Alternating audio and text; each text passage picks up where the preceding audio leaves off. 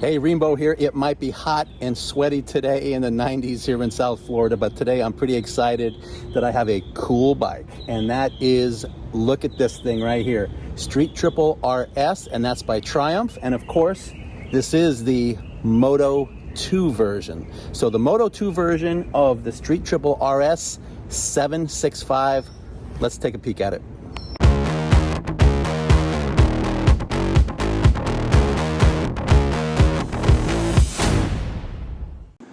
So you are looking at the ready for this? It's hard to believe, the 2024 Triumph Street Triple Moto 2. How do I know it's Moto 2? 765? Right there. It is the Moto 2. Now, this one can be yours for the starting price in the United States of $15,395. I gotta tell you, I really like the look of this one. And of course, I'm just going to call that the Rossi neon yellow. I don't know what you want to call it, but I'm calling it the Rossi color. Anyway, 765, it has a slipper and assist clutch.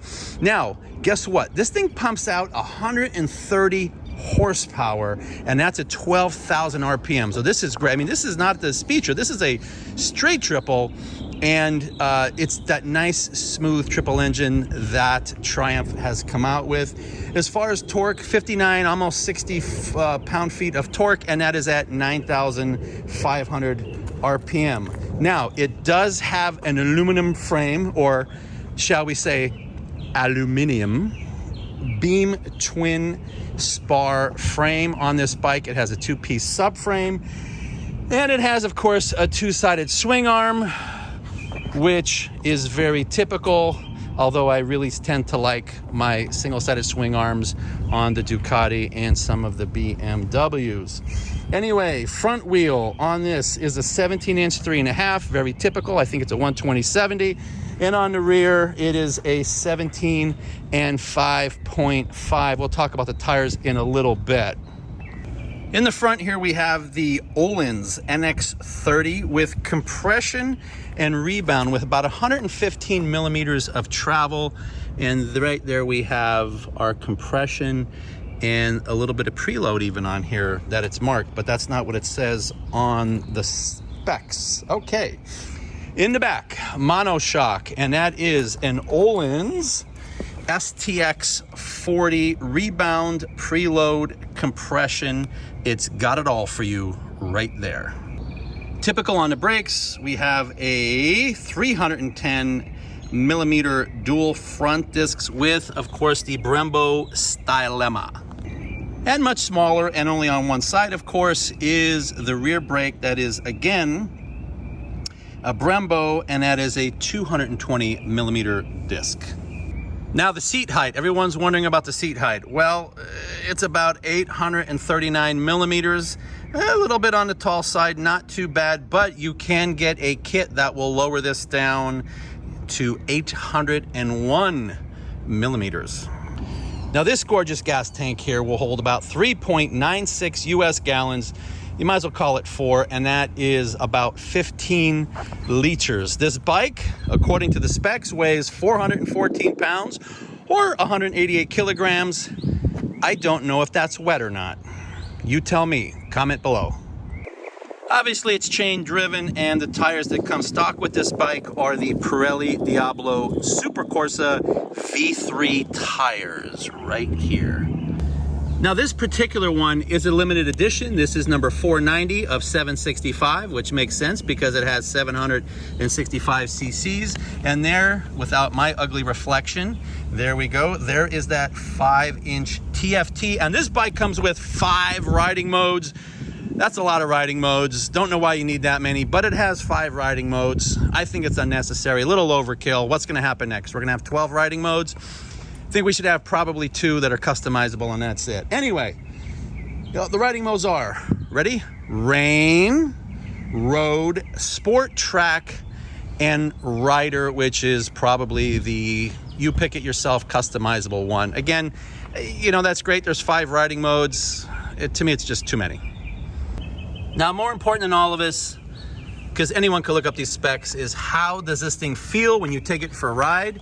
Well, let's put on my helmet and gloves and find out. Well, there she is.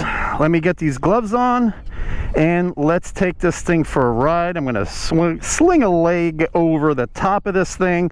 I already put it in sport mode, and maybe hopefully I'll get this camera adjusted the right way here. Hopefully this is a good position for everyone.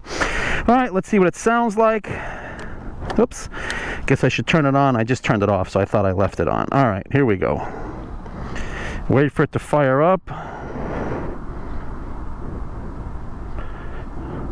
All right, pull the clutch in because, you know, oh, smooth. So I have it set so that the tachometer is showing all the time there for me. Instead of just it slinging down, I have it visible there. There's a bunch of different ways you can look at this. You can look at your trip, fuel status, coolant. So, you know, unlike the Ducati, where you kind of have all your information on one page, this one gives you most of it, not all of it, but I think it gives you enough because you do have your mileage up here. The bottom right is the mode you're in, and of course the tachometer you're going to have over here. But very customizable bike. Love the sound of this thing. Let's take it for a spin.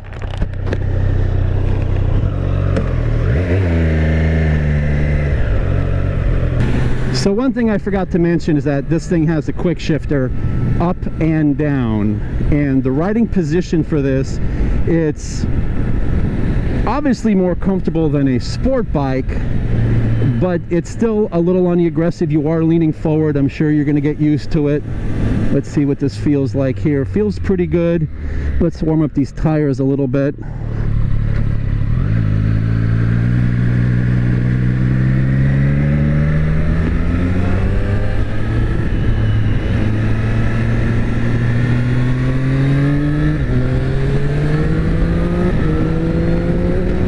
Great acceleration, really has good acceleration. The brakes for heavy braking feels good, feels really nice, very nimble.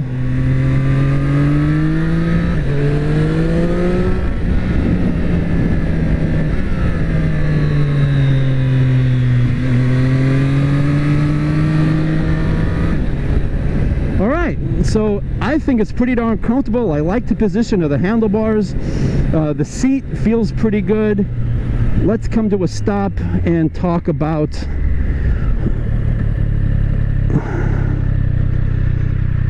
easily flat foot on this bike. I have a 32-inch inseam, easily flat foot, and that's not what this is. Not the lower seat. This is the regular stock seat.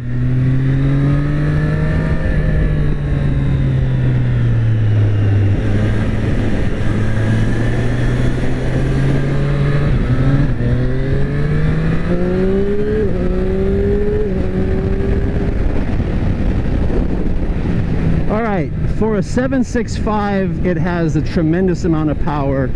You know, if you're used to riding the big leader bikes, of course, you're going to feel the deficit. But honestly, I don't see why anyone would need any more power than this. And this is probably why I love the V2s more than like the V4s with Ducati, other than my Pikes Peak, of course, because it's a bit of a heavier bike. But for a lightweight bike like this, this is a really nice bike. And when I pinch my legs together and squeeze the tank with my knees, it really takes a lot of pressure off of the hands, and it feels pretty darn good. Oh man, is this thing nimble. This thing feels good. You can really just flip this thing around all you want. This feels pretty good. Now, as far as wind protection, I've been doing what, 55, 60 miles an hour here, and I've been perfectly fine. I really don't feel the wind. Whatever they have up front there seems to be doing a pretty good job of throwing it over my head. I'm sure once I get on the highway up here, it's going to feel a little bit different. We'll see. But you know, most bikes like this, you know, they all seem to be pretty good under 75 miles an hour.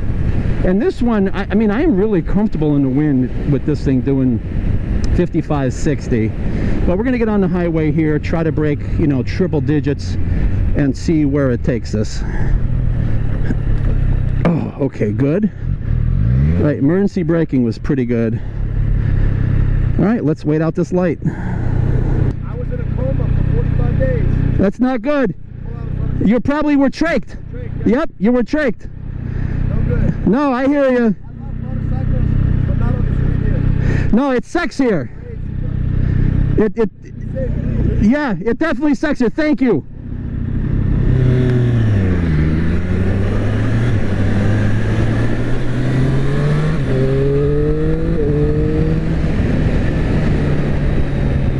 All right, emergency braking, acceleration feels pretty darn good here.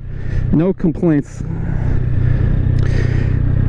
Let's talk about how smooth this bike is. This bike, I have to tell you, I am in love with the Triumph triple engine. They really are just the epitome of smooth. I definitely love these engines. I love the look of this. I love the feel of this street triple. I actually like this better than the speed triple. I tend to think that these are just friendlier, a little easier to ride motorcycles, and they feel just as good. I mean, who needs more acceleration than this? And again, the wind, you know, I took it up over 70 that time, and the wind was very good. Very good wind protection. Even though there's no screen in front of me, I believe that the way that they made this, it's helping out tremendously. And all right, let's talk about this quick shifter. This quick shifter is very smooth. I mean, it is not clunky at all. This quick shifter here is way better than my Multistrada V4 Pikes Peak, as an example. And I love my Multistrada V4 Pikes Peak. But this, for quick shifting, it's at another level. This is excellent. Triumph really outdid themselves with the electronics on this bike and setting up this quick shifter.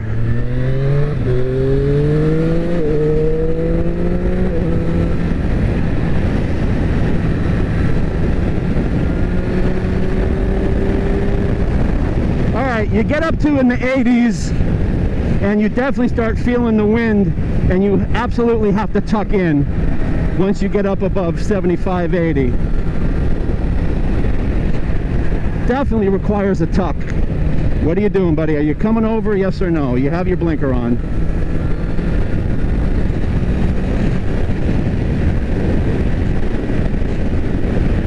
Well, a lot of traffic. Yeah, a lot of wind for sure. But that's any bike that doesn't have a significant amount of wind protection. But as soon as you tuck in, this bike provides enough protection up front so that the wind is going over your head. It feels really, really good. So I have to say that the wind protection, when you're going to go that speed, you should be tucked in anyway. Yeah, absolutely. Absolutely phenomenal wind protection when you're tucked in. I am very surprised at how good the wind protection is on this bike for not having a windscreen, but having it kind of built into the front end. Very impressive on this. Very, very impressive. So while I'm sitting still, let's talk about the heat. It is well over 90 degrees today. It is very hot, very humid. I am squeezing my legs in to squeeze this tank so that I take some weight off of my hands, and I am not feeling any sort of a heat problem.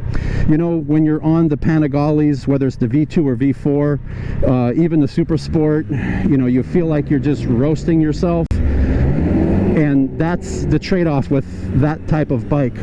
In this particular case, we have a great amount of power in this bike. Listen to that. Listen to that. Beautiful. And I'm not really pushing this bike hard.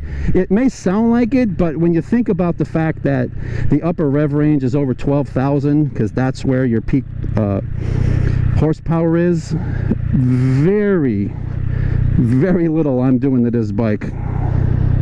And it feels absolutely phenomenal. Oh, you just want to have fun with this bike. You really do. You just want to just rip on this bike. It is so lightweight. Man, I'll tell you, I would love to take this bike on the track. I really would. I would absolutely love to take this bike on the track. This Street Triple RS, I think, would be phenomenal on the track, hands down, because it's not so much power that you're trying to control it all the time, but it's enough to be a lot of fun, to give you a lot of momentum through the corners and give you enough speed coming out of the corners that you can really pull yourself out of the corners really comfortably without worrying too much about, you know, spinning your tires and losing your rear. All right, time to go over the railroad tracks. I have a feeling it's going to be very smooth on the railroad tracks because of this fantastic Öhlins suspension on this limited production motorcycle. Typically I go over these tracks about 50 miles an hour-ish. Oh my goodness, such a smooth bike. Wow. Not only is the engine smooth, but the ride is smooth. And the suspension and the steering and the handling, everything on this bike is absolutely phenomenal. So the big question is, who is this bike for? What kind of rider buys this kind of bike? That's a good question. And honestly, to have a limited edition bike that's in the $15,400 range is kind of amazing to me, considering how the price of bikes has gone up. But I'm going to answer that question in a second. Let's do one more little acceleration.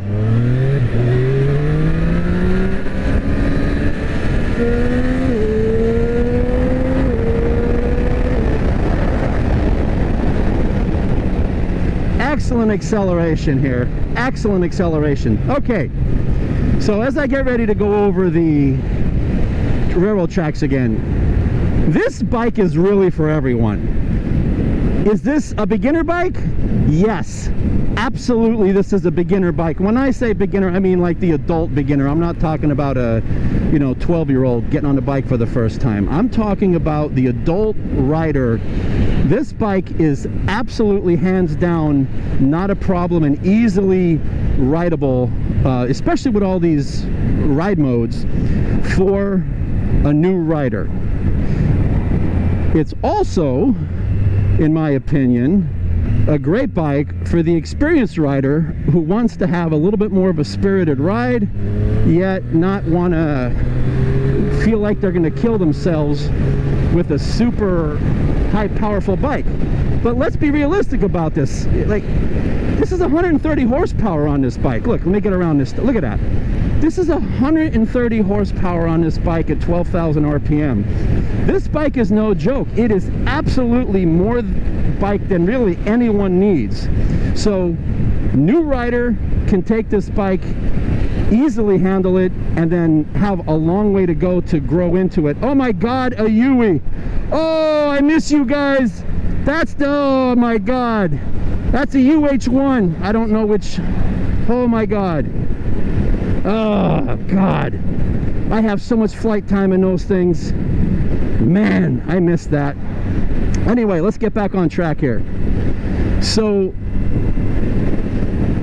if you're buying this bike and you want to take it to the track, I think you're very safe, especially with the fact that this is the Moto E version of the bike.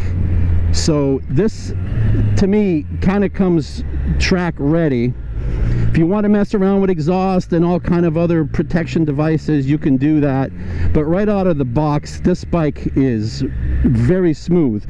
You want to buy this bike as a commuter and have something fancy because it's a Moto2 version, knock your socks off. I think it would be a great commuter because these 333s, especially these 333s that are only like a 765, man, they are good on gas mileage. Don't ask me what the gas mileage is on this. This I don't know. But let me throw something else out there. I only take these bikes out for about an hour or so to put these videos together, okay? I'm not on this bike every single day testing it for a week straight to kind of get a really good feel. So everything I'm talking about is my impression, but it's also my impression as a person who has 50 years. It'll soon be 50 years. This Christmas will be 50 years since I started riding motorcycles with my little Benelli back in 1973 when I got it for Christmas. But so take everything with a grain of salt. I love this bike. I would absolutely love to have this bike. I would take this on I call this another medium range bike. You know, you want to put a backpack on, awesome. But overall, this bike is for young, old, new, and experienced riders. Now, let's go to the thank you portion, and please bear with me, don't hang up on me yet. Right here, Triumph Motorcycles at Ducati. This is Two Wheels World, also known as Ducati Forza, if you're looking for it there, but this is a Triumph. So this is Two Wheels World in Pompano Beach, Florida, just north of Fort Lauderdale, and that's where you can find bikes like this. I really want to thank Ian, my salesman, who hooks me up with these bikes. I want to thank Omar, the owner, who allows Ian to give me these bikes to use. I really appreciate it. So I'm going to wrap it up. This is Rainbow. Please like, please subscribe. I'd appreciate it. I hope you got something from this. Anyway, have yourself a great day.